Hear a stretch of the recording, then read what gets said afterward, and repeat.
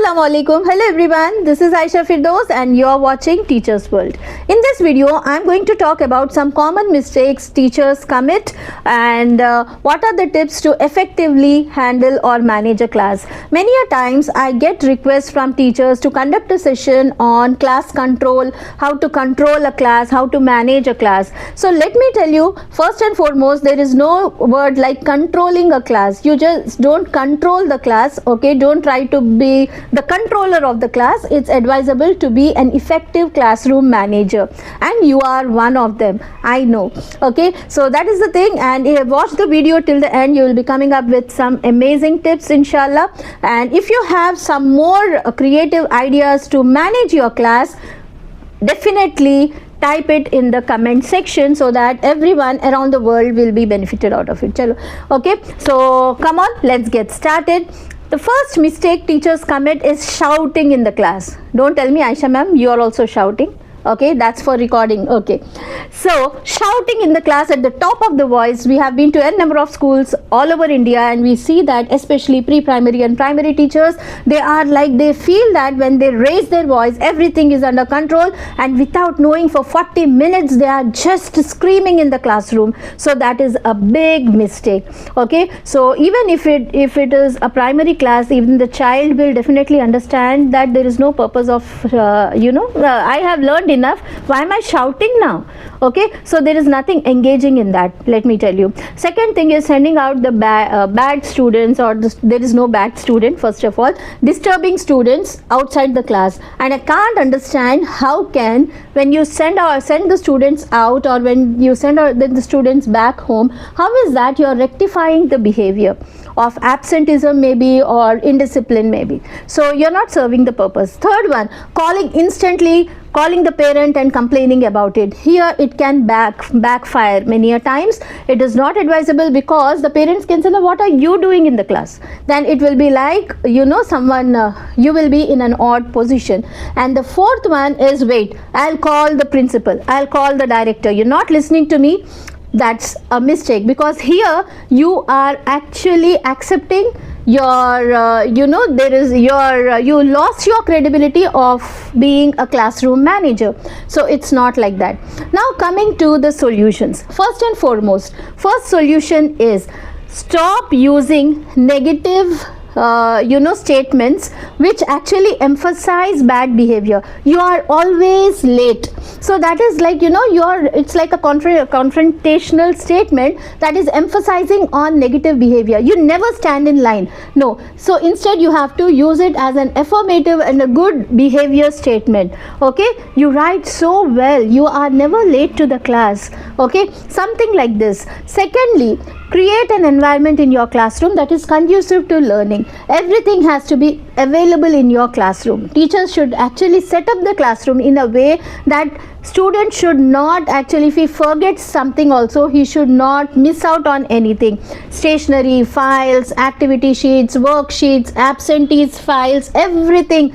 It takes some time, but a teacher can be organized. So even the ventilation and seating arrangement, all these things add to your classroom management. It is not about discipline, it is about lack of procedures. I keep saying this. So even seating arrangements, there is a tip. What you can do, on their individual desks, you actually can have a sticker with the name assigned to it. High school students usually shift places, so you can keep this as they will sit in their place only, and you can actually, when they violate something and they are not listening to you, you can actually deduct their points, which again I will focus your attention towards house system. Watch the video on house system, and you link everything, academic, curricular, co-curricular, every activity to house system, and give points to the students, accumulate scores, and give the score, cumulative score, towards the end of the year, even a rolling trophy to the best house ever. Well, this is one very important thing. Now, one tip for the teachers is they definitely plan lessons, okay, and lesson planning has become very easy. Now you can have a overview of what you are going to do in the class. Keep something like a pre-task ready before you teach, before you actually, if you want the students to complete their notes for a particular day, then also they should be ready with something for completing the notes. So what they have to be ready with, a teacher has to have that overview on a sheet of paper, like pre-task and the main task and assignment.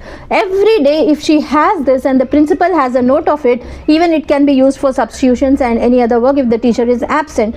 So this is one thing, like and if she displays it on the bulletin board, or if she writes it on the board, then the students will know what they have to do.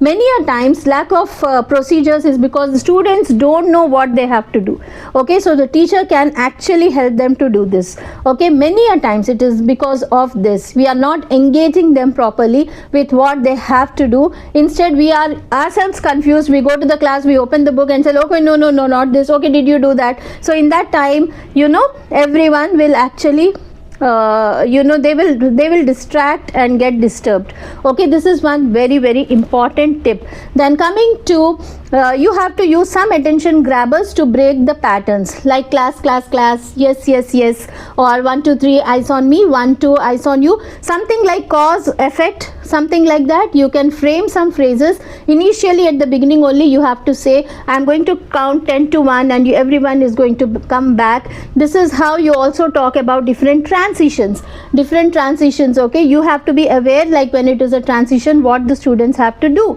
and those rules have to be set. Now coming back to rules, you should have classroom rules, which are now called as essential agreements. So you, along with your students, you have to sit and frame those agreements. How are they going to behave, who is going to answer first, what is 10-second rule, and all these things, and let them be displayed.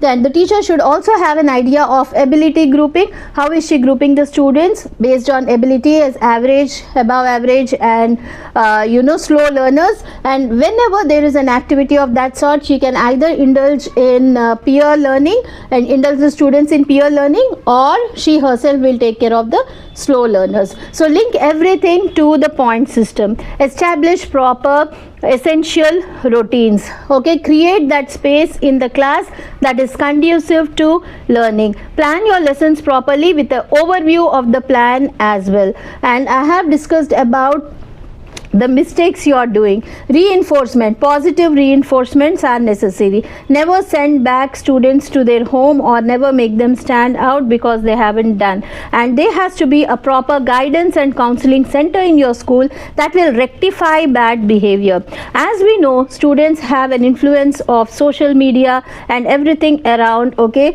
We have students, maybe generation alpha, we also have millennials, we have Gen Z students. So we know that they have been brought up, Gen Z especially, they have seen only online meetings and mobile and all this, because from the corona period.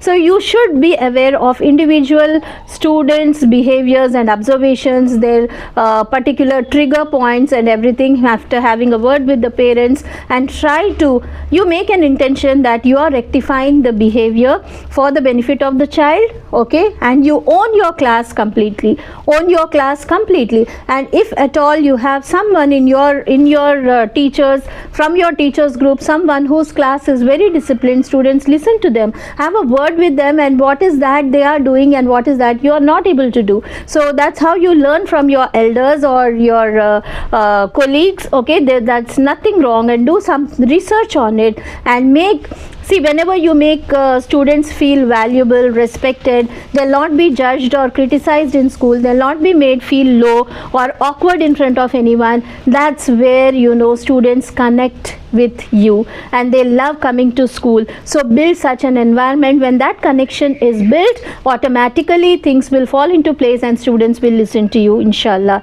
Okay, so you can start working on case studies, anecdotal records and all these things. At the same time, set up your classrooms well, have proper rules, and don't be dependent on others. Own your classroom, be confident, be firm, be firm, be firm. You need not be strict, you need not take a cane in hand and teach behavior, you can be firm, and then connect to the students and try to rectify the behavior. This will definitely bring changes in your classroom. Jazakallah khair. If you have anything to share, any of your tips and the way you handle your classrooms, you can share short videos and even message in the comment section. Thanks for watching. Jazakallah khair. Happy teaching. Enjoy teaching.